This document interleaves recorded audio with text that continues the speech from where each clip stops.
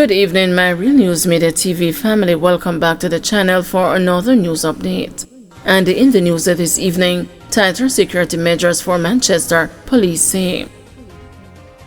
Police in Manchester say there will be tighter security measures following recent incidents of crime, including murders, in the south-central Jamaica parish. Head of the Manchester Police, Deputy Superintendent Kerry Duncan, while on a tour on Monday of the Mandeville Market, where 2 people were killed and 5 others were injured in a gun attack last Friday, said the citizens will see a restriction on public gatherings in some areas. I am going to ask the people with this parish to just bear with us a little bit. Yes, we have some tighter security measures within the space, in that we are looking at some tighter security measures within the space, in that we are looking at some particular areas, he said.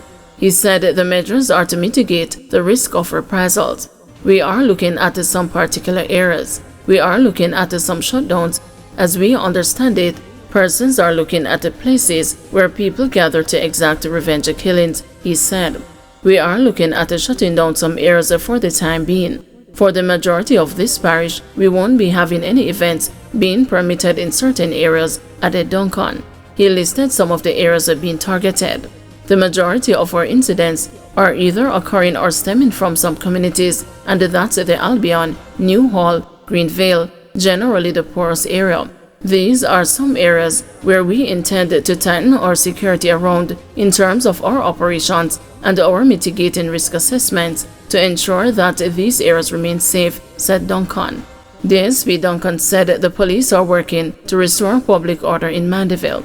What you are seeing here is in response to some recent incidents that we have been having in Manchester, so we realize that the persons are a little bit apprehensive to what is happening, he said. We have decided as a team to come out to restore public confidence and order with the public spaces in Manchester, and this morning, this operation that you are seeing, we have dubbed it as Operation Restore, he added. He said that the incident last Friday at the side entrance of the Mandeville Market was very unfortunate. We are just out to reassure the persons within the space to let them know that we are here with them and for them. I want to commit to them to what they saw last week Friday will never happen again in this township, he said. We are following some very strong leads in that incident last week. We understand that we are looking at the persons from our neighboring parishes, and we hope to make a breakthrough very soon, added Duncan. St. Anne couple Smokey and Chichi charged after firearm and ganja seizure. A St. Anne couple was arrested and charged with several offenses following the seizure of a firearm in the Bel Air housing scheme, Runaway Bay in St. Anne on Sunday. Charged are 46-year-old woodcarver Omar Henry, otherwise called Smokey, and the 34-year-old shopkeeper Stacy Allen, otherwise called Chichi, both of Bel Air housing scheme in the parish.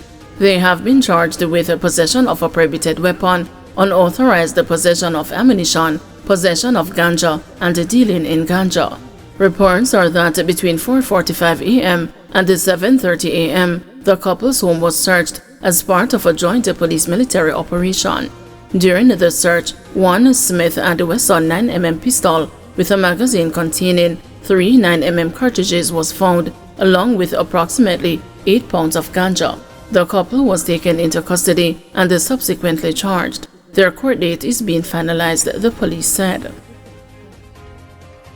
Driver in fatal Washington Boulevard crash charged.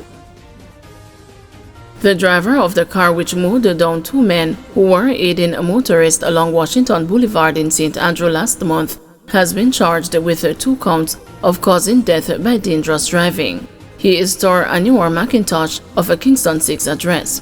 The Doheny Park police say about 3:35 a.m. on September 28, 2 motorists stopped along the roadway to assist another motorist who had an accident.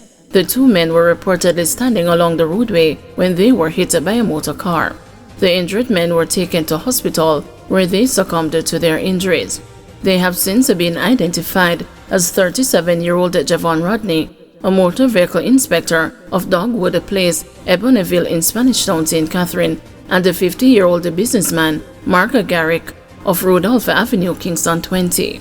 The driver of the motor car was arrested in the aftermath of the accident. Suspect being sought following fatal stabbing in St. Anne. Detectives in St. Anne are searching for a suspect in the fatal stabbing of a man in Claremont on Sunday. The victim has been identified as the 38-year-old Joseph Baker, a farmer of Coley in the parish. According to the police, about 8 p.m., Mr. Baker was walking with his girlfriend on the Coley Main Road when they passed a bar operated by a man said to be the ex-boyfriend of the woman. On seeing Mr. Baker in the company of the woman, the suspect allegedly attacked and stabbed him in the chest. Mr. Baker died at the scene. His attacker fled. 9 people killed in road crashes on the weekend. 9 people died in motor vehicle crashes on the weekend. The deceased included brothers who were riding motorcycles in Spot Valley, St. James. The number of fatalities since January now stands at 288 compared with 319 for the corresponding period last year. Vice President of the National Road Safety Council, Dr. Lucien Jones, said this represents a decline of 10%. Nevertheless, he maintained that the carnage on the roads is troubling. 5 of those who died on the weekend were motorcyclists, he noted, adding that since the start of the year, 95 of those killed were motorcyclists. Gun seized as the cops chase a gunman traveling on motorcycles in St. Andrew. A team of officers from the St. Andrew North Police Division seized a firearm and several rounds of ammunition while on patrol in Halls Green District, Temple Hall in St. Andrew on Friday, October 4. Reports are that about 11:50 p.m., lawmen observed 2 motorcycles speeding along the roadway. It is reported that the riders were signaled to stop. However, they turned and tried to evade the police before crashing into a wall. The occupants then fled the scene. The lawmen then searched the area and found a high-point model pistol with 2 380 mm rounds of ammunition inside. No one was arrested in relation to this seizure. Man charged with fraud in relation to $1.9 million transactions. A man who allegedly gained unauthorized access to a bank account and used a fraudulent identification card to make several transactions totaling almost $2 million is now facing several charges. He has been identified as 41-year-old Rashawn Bagrave, a truck assistant of Claremont Housing Scheme, Old Harbor in St. Catherine. He is charged with unauthorized access to computer data, uttering fraudulent documents, and simple larceny. Reports are that between Friday, September 27 and Monday, September 30, Bagrave gained unauthorized access to a complainant's bank account. It is alleged that he used a fraudulent identification card to make several unauthorized transactions totaling $1,980,000. The complainant was alerted to the fraudulent transactions by their bank and filed a police report. The police said Bagrave was apprehended at a business establishment in Portmore while inquiring about the status of his fraudulent purchase. He was subsequently charged following a question and answer session in the presence of his attorney. His court date is being finalized. Delivery man dies in West Marland crash. A delivery man of Berkshire District, West Marland, died from injuries he sustained in a motor vehicle collision on Berkshire Main Road in the parish on Saturday. He has been identified as 22-year-old Romaine McLeod.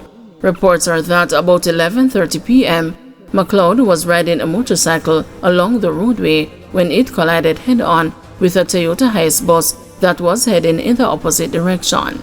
McLeod was rushed to the hospital where he later succumbed to his injuries on October 6.